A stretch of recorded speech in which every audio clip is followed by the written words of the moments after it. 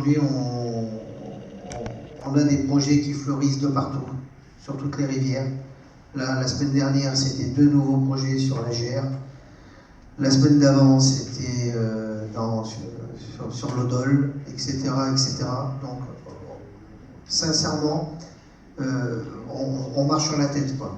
Aujourd'hui, nous, la Fédération de pêche, par le biais de nos chargés de mission, et Stéphane est ici, là, on est associés à tous les projets pour remettre une continuité écologique, pour araser des seuils, pour aller dans le sens que la rivière reprenne sa place. Et de l'autre, l'État pousse pour créer des microcentrales de partout et de plus en plus. Donc c'est un réel problème.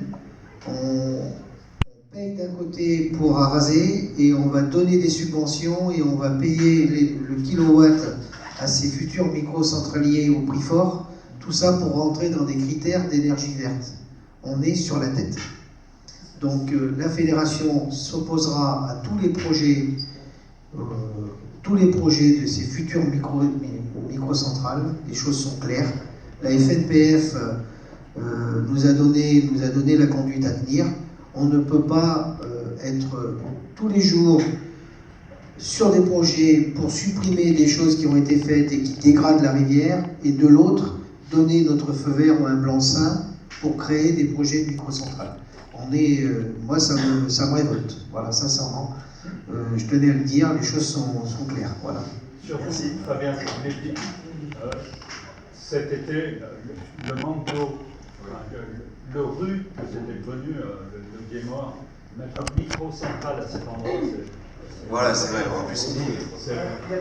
C'est la mort du Gué. On a, avec Genot, quand on a pris rendez-vous avec la mairie de Saint-Pierre-de-Chartreuse et qu'on a été reçu, et que l'adjoint qui s'occupait du projet, on lui a expliqué tous les effets négatifs de cette mise en place de cette microcentrale. Pour lui, les choses étaient claires. Voilà ce qu'il nous a dit. Nous, la mairie, ça ne nous coûte rien. C'est pris en charge par le futur gestionnaire et ça va nous rapporter tant tous les ans. On va fabriquer de l'énergie verte, de l'énergie propre. Point à la ligne terminée. Voilà. Donc j'étais aussi, alors je tairai le nom du maire parce que c'est une commune qui est aussi dans le Loiret, avec un projet de 2 microcentrales sur la Morge. Et quand j'ai été reçu avec aussi les instances de l'association de pêche, là c'était la même chose.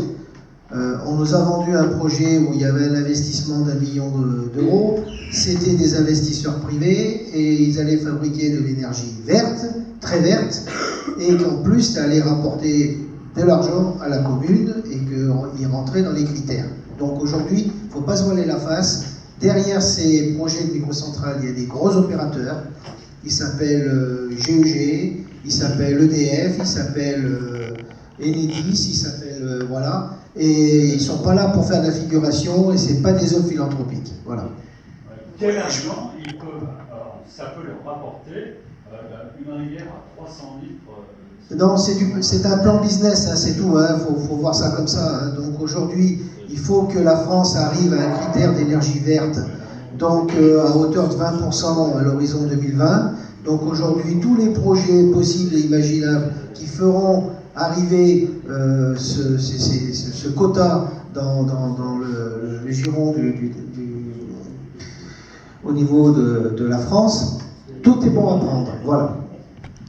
Voilà, non seulement je me suis fait squeezer avant de commencer, mais je me fais squeezer pendant mon discours.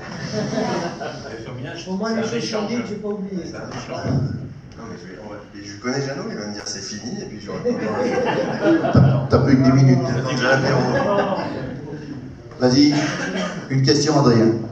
Juste au sujet de l'énergie hydroélectrique, on a participé avec Hervé à une réunion à l'initiative de la Comcom et du parc de Chartreuse au sujet des énergies renouvelables et spécifiquement sur l'hydroélectricité, parce que la Comcom a commandé une étude pour connaître le potentiel des différentes énergies renouvelables sur le territoire.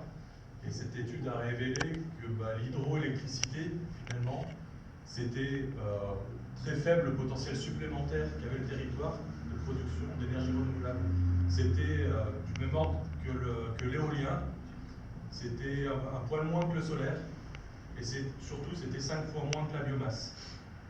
Donc si le territoire veut produire de l'énergie renouvelable, il y a d'autres pistes à envisager. Merci.